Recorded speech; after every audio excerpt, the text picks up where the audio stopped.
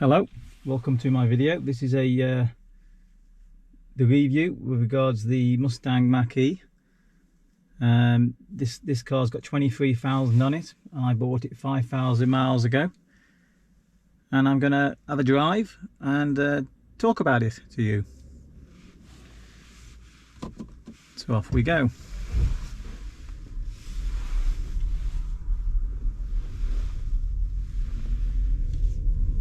Now today's temperature is 13 degrees, so that's not too bad at all, really.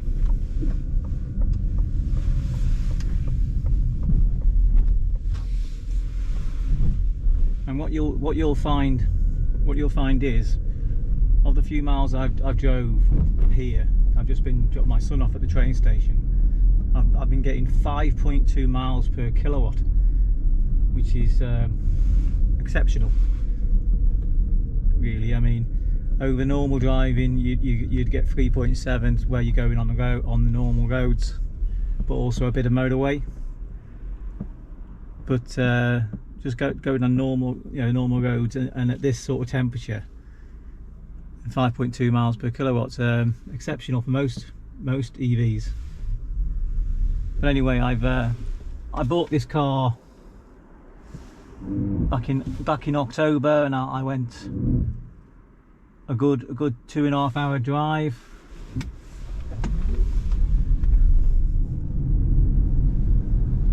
A good 2.5 hour drive, and changed cars, and then drove it all the way home, and even down the motorway then I got 3.7 miles per kilowatt. Not going much above 70, to be honest, keeping up the flow of traffic, so I wasn't driving slow, wasn't driving fast, and it did exceptionally well. And over the course of my ownership, and I bought it back in October, so I've owned it 5 months now, I haven't had any issues at all. No issues at all, and it's been a very good car. And I changed from a Kia Niro, which again to me was better than most cars when I bought it. The Kia Niro, I classed it as being as good as a Tesla. It's not as fancy as a Tesla, but for what it does, driving and range, and being able to get a good miles per kilowatt, that I found that car to be exceptional. And what I did was this, changed to, I was looking at Tesla Model Ys mostly, but the prices for a used Model Y didn't seem to drop much below £37,000, and mostly they were over 40,000. And the Mach E's were 35, 36, 37,000, but then suddenly I managed to just drop on this one for 33,000, and it's a long range model. It's meant to do about 372 miles in range, and I believe it actually does that, even when the gasometer might tell you different. Because what I find is, when I'm travelling to work, it will say, well, I know my miles to work, it's 14.6 miles to work, and the gasometer will only use like 5 miles of electric, which means it's actually 2/3 of that isn't being used. Therefore, I must be getting more miles than what the gasometer is saying.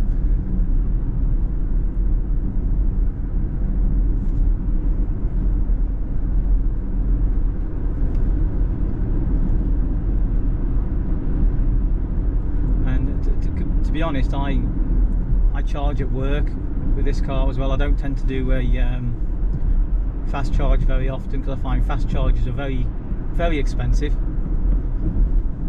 And considering when I charge at work, it costs me nothing, so I've got 0 road tax and 0 running costs.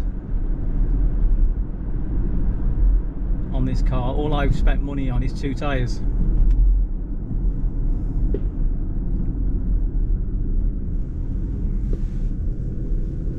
There is a Ford recall at the moment on the Mach E for the big battery, which is what this is. So the big battery long range and the big battery 4x4, you know, the all-wheel drive version. There is a recall for the contactor box, which can under open pedal driving, which is back-to-back accelerations, can overheat the contacts and basically weld them either open or closed. And the same with fast charging. If you do too much fast charging, again, it creates heat. But there is a recall that I'm waiting for the part, and I received a letter from Ford 2 months ago now, saying there's a recall on the vehicle and this is what's going to happen. But they're going to bring a fresh car, borrow me the car, take my car away, do the work, and then bring the car back. It won't cost me a penny.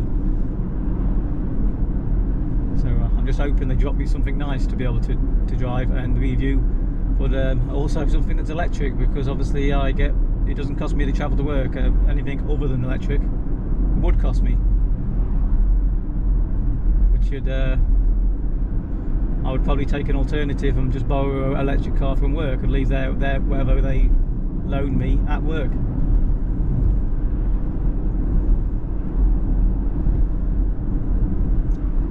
Comparing this to a Model 3 Highland, which everybody is raving about. Well, everybody's raving about it, and to be honest, that was a very good car, and you had the indicators on the steering wheel, which you get used to. But it doesn't drive better than this. This feels more planted on the road, and the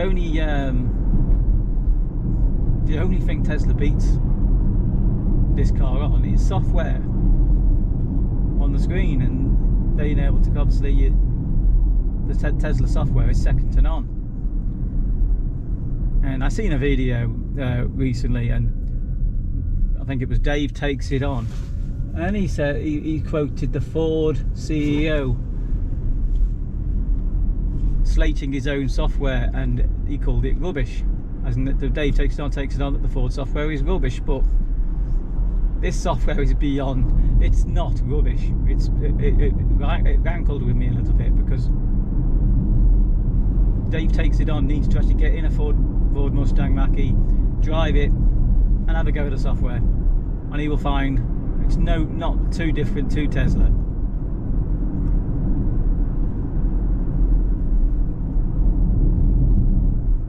And it works. That's the thing, it works. You get in a Tesla and you can see the clear difference, you know what I mean, from any car, not just the Ford Mustang, but from any car, because you've got your vehicles showing, and you can see the vehicles in the opposite lane and stuff like that. So, you know, it's just a superb system. And this, obviously, I've just got a map, but it's just like most cars, so it's not rubbish.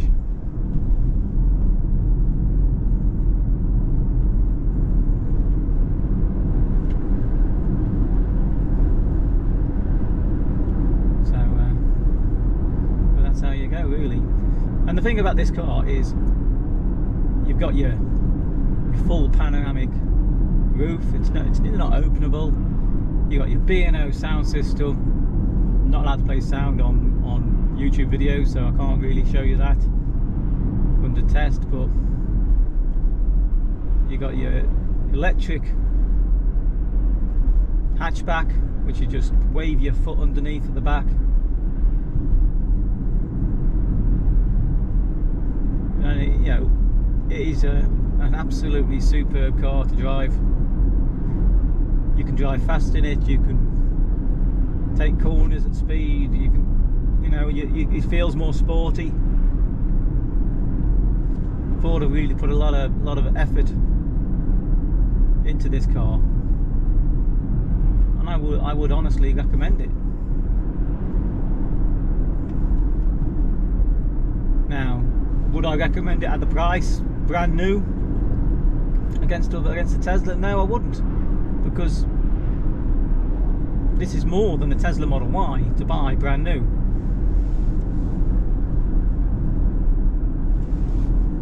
But having said that, is it more than a Tesla Model Y long range? I don't think it is, because Teslas tend to, off the top of my head, I believe Tesla Model Y is £44,000 for a standard range, which does about 220 miles.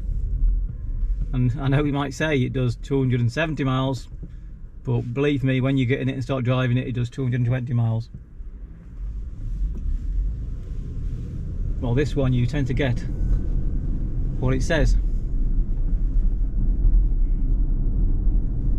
And all this rubbish about winter driving, I mean, we've just been through a winter and I didn't have any, I mean, yes, there was some range loss, but it was tiny.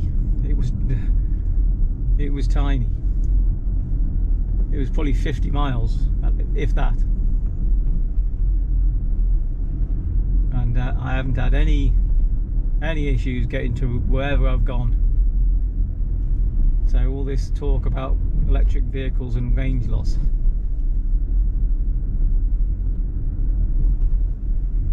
I mean, when I had the Kia Niro, that would you get 300 miles, and that went down to 250 in the winter, and that had a heat pump. So, you know, I don't know how much a heat pump changes. Teslas tend to come with heat pumps as well, but you do lose range in the Tesla, and also they aren't as well built.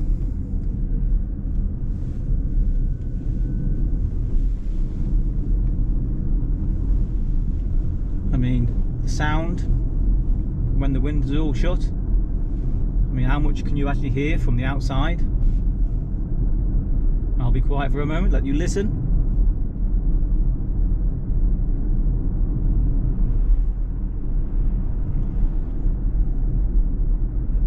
So you can hear slight sounds of the cars driving past in the other lane.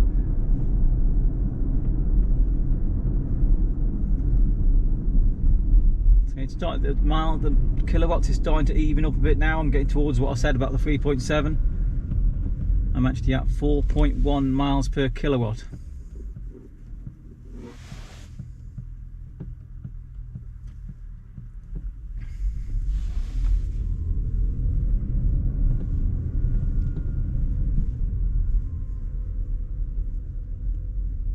You do get something called Blue Cruise, which is hands-free driving on the motorway.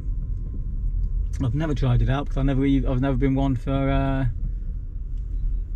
even using cruise control, to be honest. I like to be in control. And you've got auto park assist for parallel and perpendicular.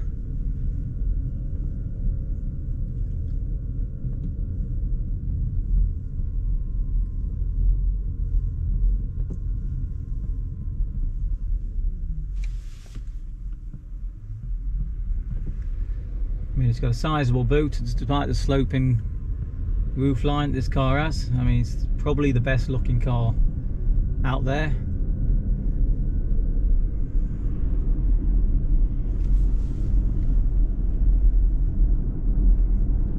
I mean, the Ioniq 6 is quite nice looking, but that one, different people have different opinions.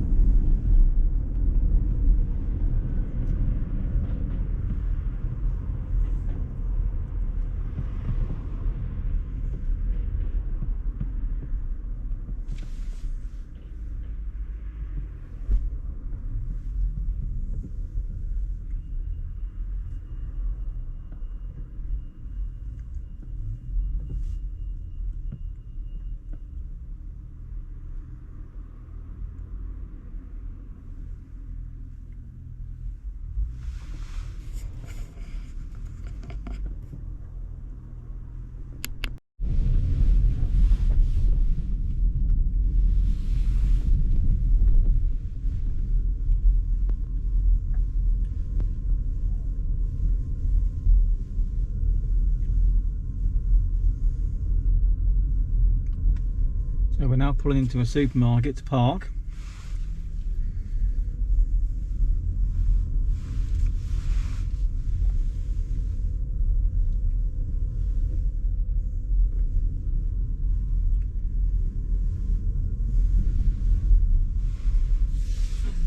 And I will show you the outside of the vehicle.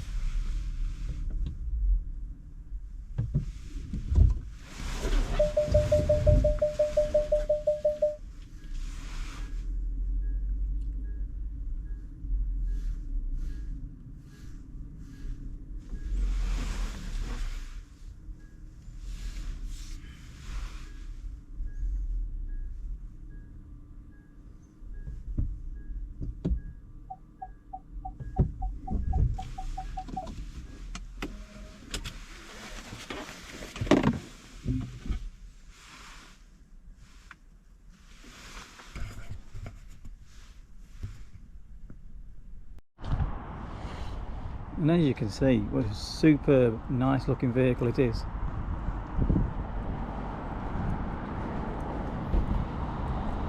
When you come out to it at night,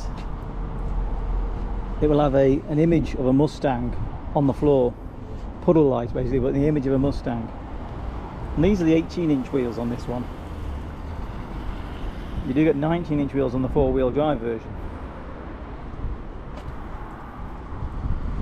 And you've got the signature Mustang backlights. But the flared arches really make it special. And of course your glass roof. One thing I find is the charging point being on the left hand side. I went to a Shell garage in Cannock,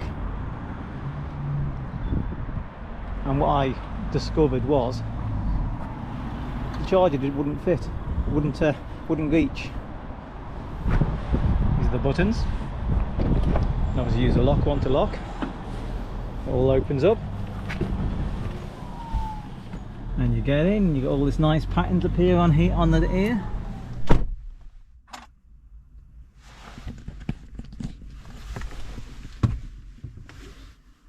And a nice logo. The only time it really says Ford is there. And then you press your button, and I got an electric. The chair is electric, so when I do this, it actually then rolls me forward into position. And you've got 3 different memory slots.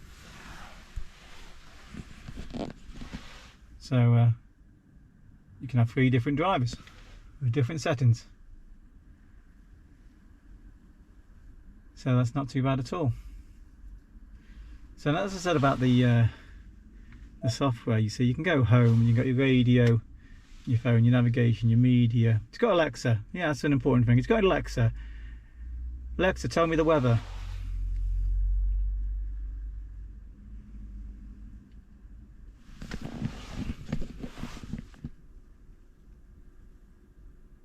Seems to be not working for some reason. It must be the area.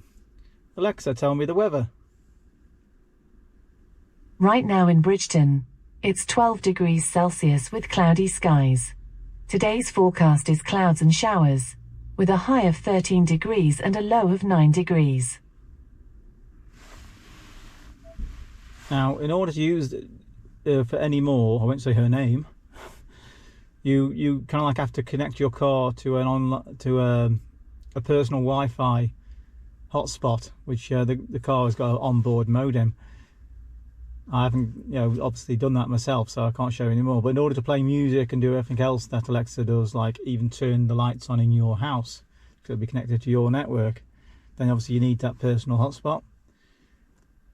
But there's not many cars, I don't think, actually have Alexa on it, so that's pretty good. And as I said, you've got your tyre pressure button on there. I don't know what the correct tyre pressure is, but 39 at the front and 32, 33 at the rear. Doesn't sound right. I'll have to check that out in my manual. You see, so And obviously your trips there, so you go into that.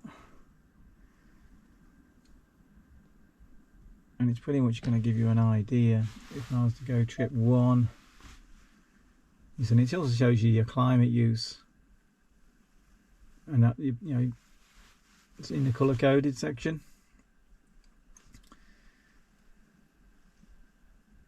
So it says 3,775 miles.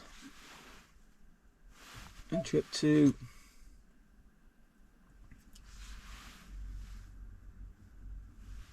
that's 4,307 miles, but it's not showing me what the kilowatts was over that distance. I don't know why.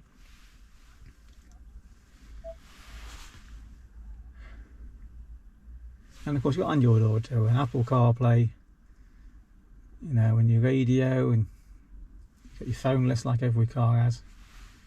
I tend to leave mine on the navigation, to be honest. And if you select where to, so if I, let's say, went into here and says I would like to go to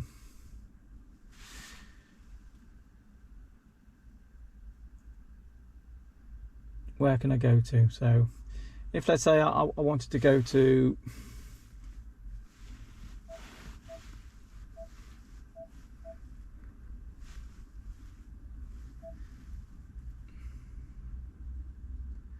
Camden, London. So if I said I wanted to go to Camden, London, it would work it out, and it would actually say on my current mileage to Camden, I don't need to charge. You see, it's saying it's 139 miles away, and of course I've got 240 miles left of range, so it says I don't need to charge, and that's quite a distance. You see, and of course you can click on your parking and your destination, you know, and your charges if you want to see where the charges are.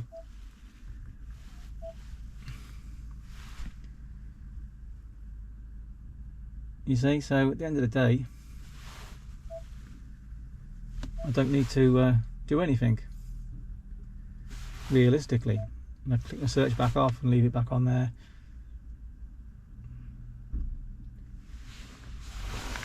And the glove box is a fair size, as you can see. And there is storage under here, and a storage in there. So this black plastic tends to get a bit messy. And the back of the car, it says it's quite nice. People are comfortable. I've had no complaints. And it says ground speed. I don't think any car says ground speed apart from this one.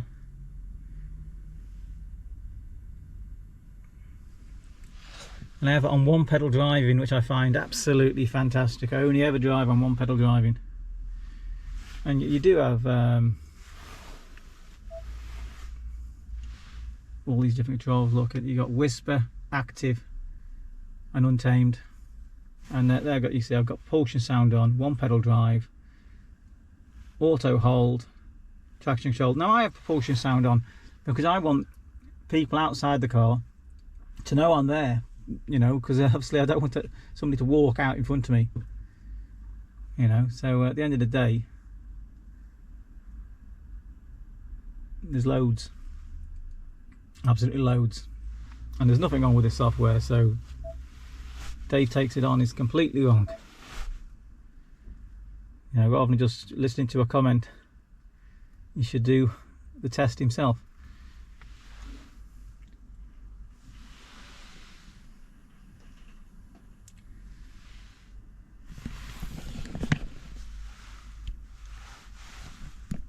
So, thank you for watching my video. Please like and subscribe. It will certainly encourage me to do more.